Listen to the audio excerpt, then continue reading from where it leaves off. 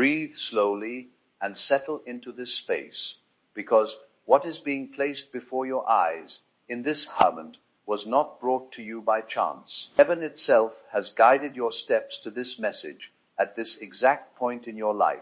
Something is shifting around you right now. It may feel quiet on the surface and almost invisible to your natural eyes, but the angels are declaring clearly that what is unfolding beneath the surface of your situation carries far more power than anything you are currently able to see with your own understanding. If you want the full truth about what happens when you stop chasing, you did not fight or beg. You did not send one final message trying to explain yourself or justify where you stood. You simply stopped. You stopped chasing and stopped directing your energy towards someone who had grown, completely comfortable receiving it without giving it back in equal measure.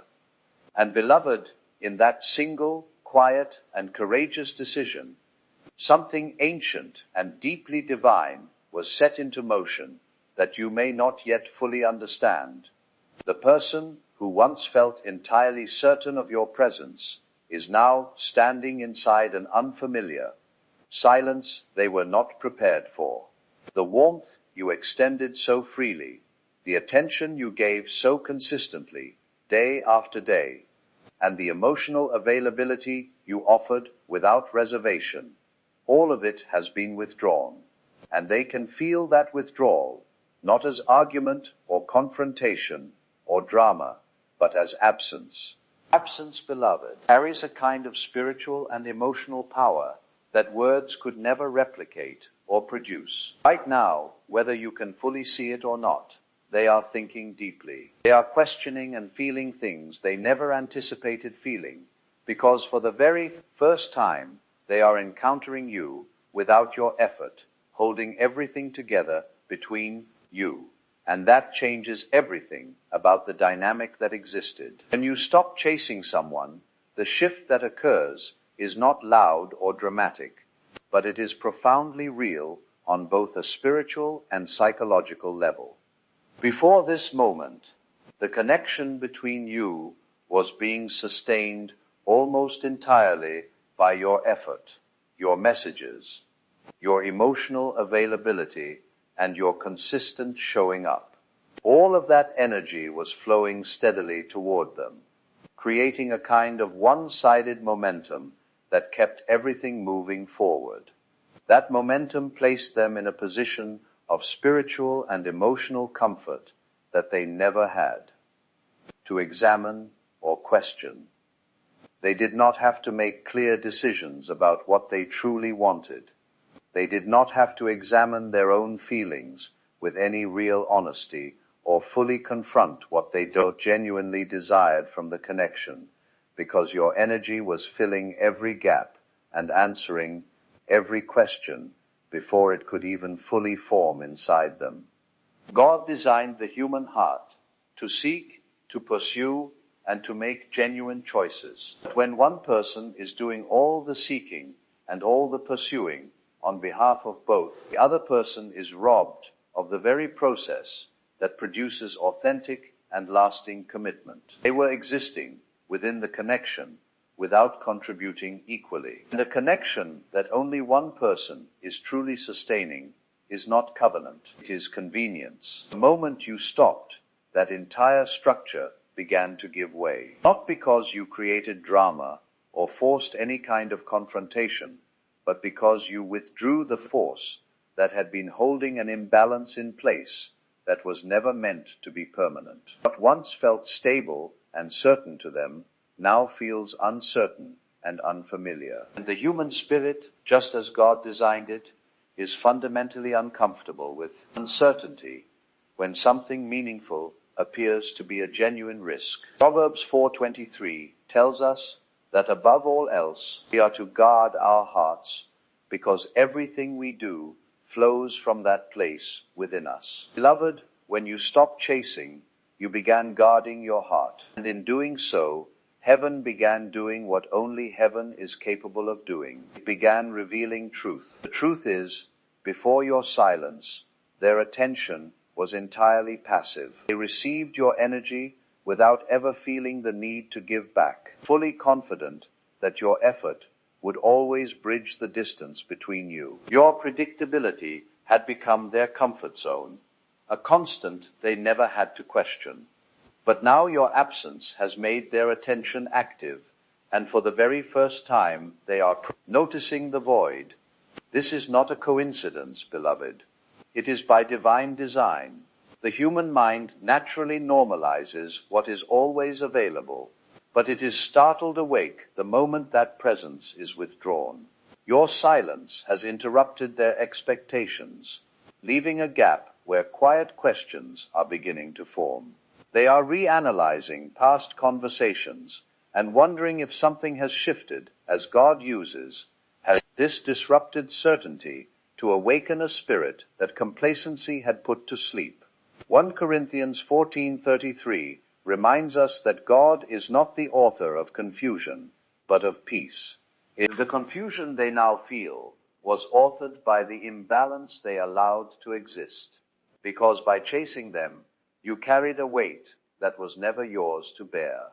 Now your stillness has made that imbalance undeniable, and the connection suddenly demands an investment and initiative from them that feels incredibly uncomfortable. Your attention was a mirror reflecting their significance without them having to earn it. Now that the mirror is gone, they must face the reality of what they took for granted. As Psalm 37:23 says, "The steps of a righteous person are ordered by the Lord."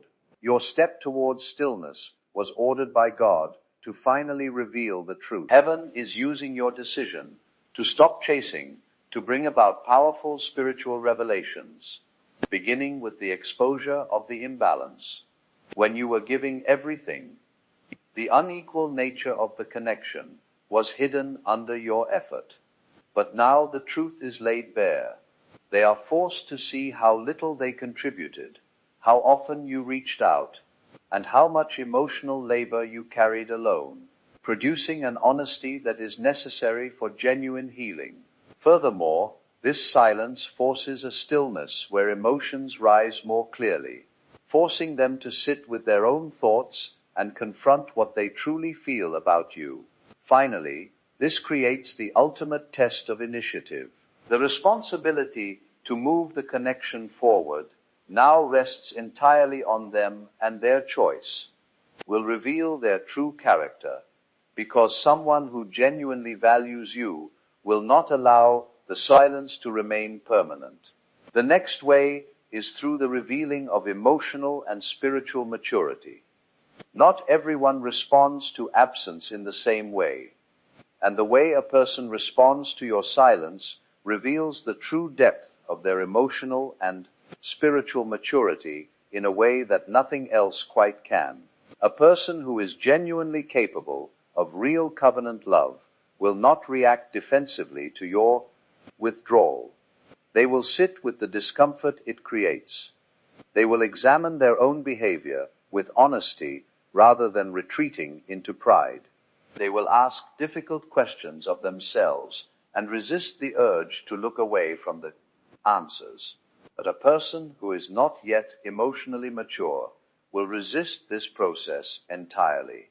They may pull further away in order to protect their sense of pride.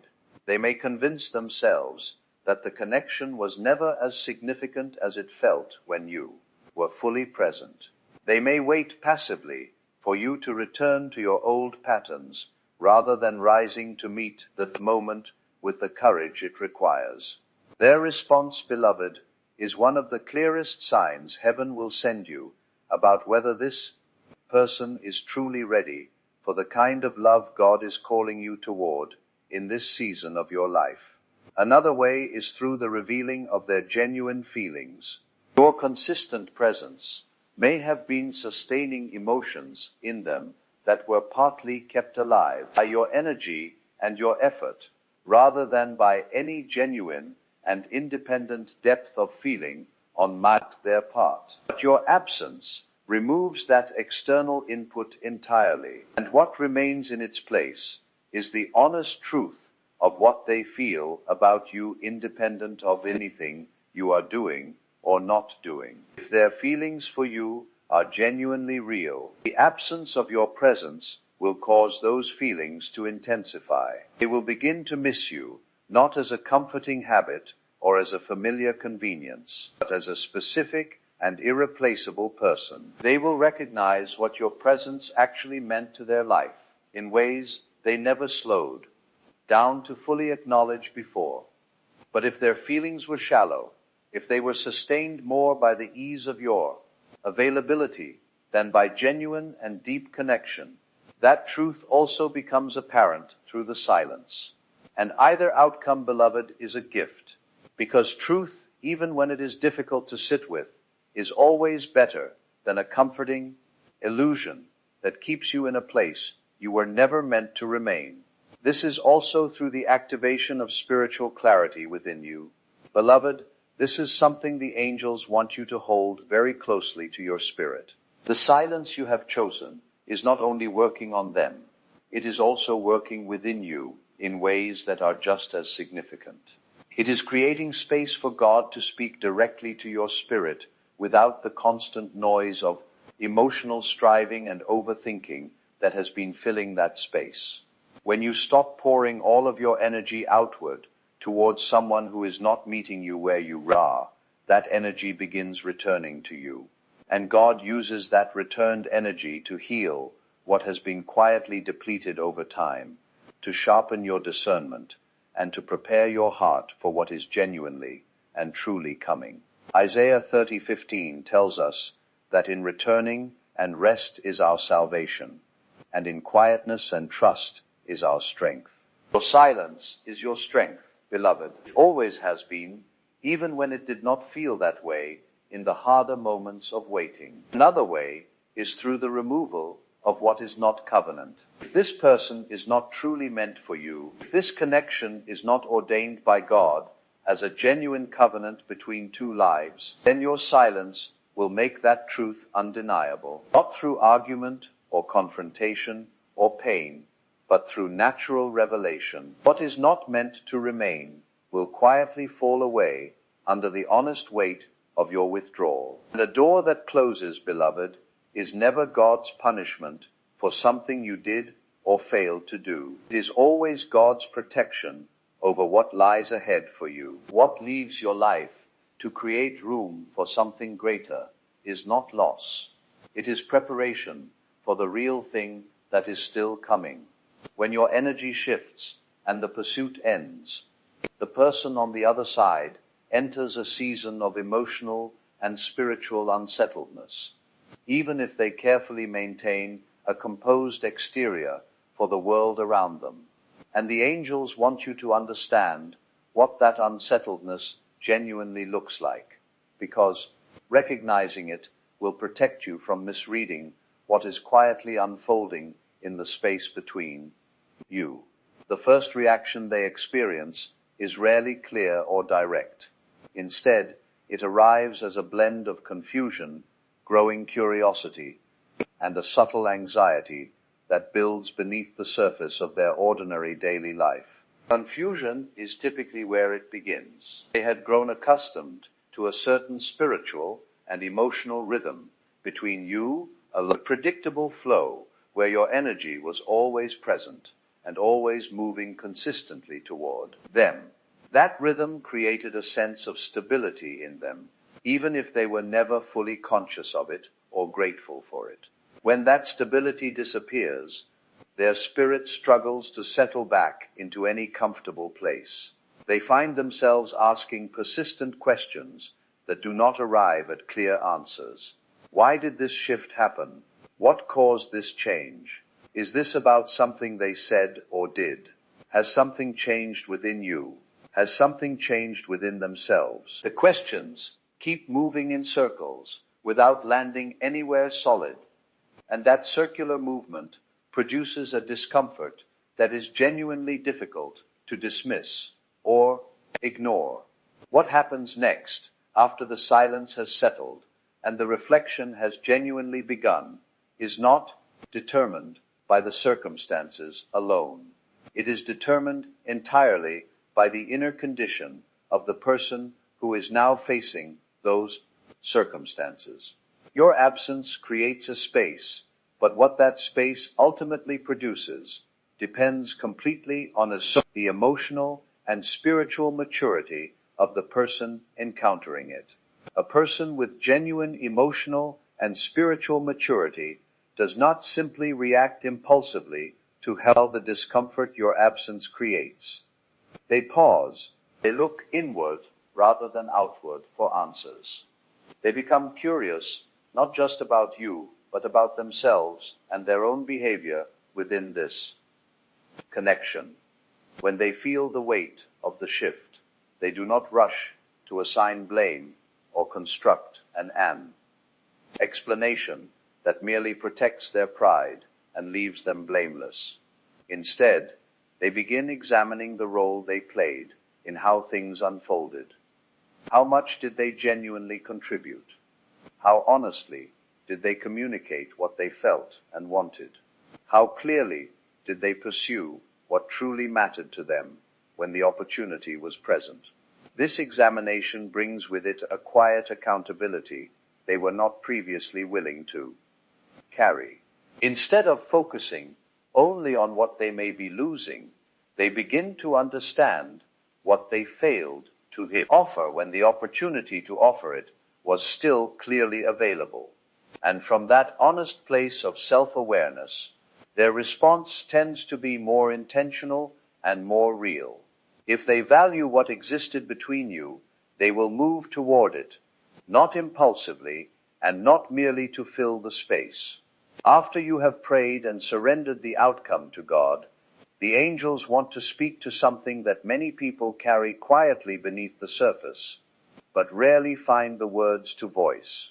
After you stop chasing, after you create the silence, after you genuinely trust God with whatever the outcome will be, many people expect that everything will resolve itself quickly, that the answer will come swiftly, that the shift will produce an immediate and clearly visible result. But beloved, God works in seasons.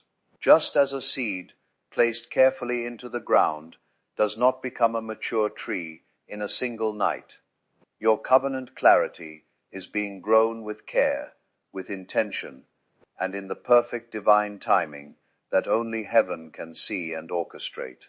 Do not mistake a quiet season for an empty one. God is working even when you cannot see the evidence of that work in the circumstances around you. He is working within them, stirring and revealing and gently confronting what has been consistently avoided.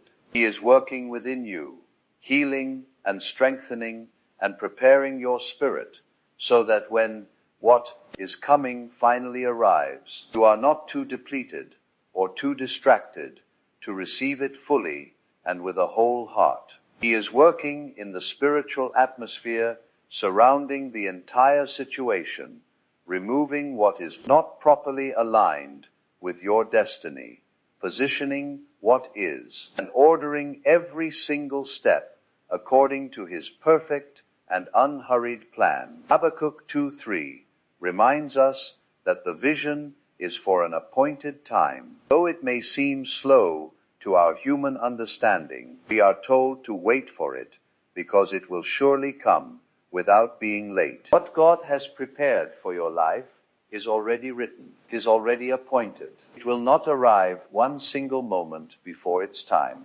Beloved, hear this clearly and let it settle into your spirit.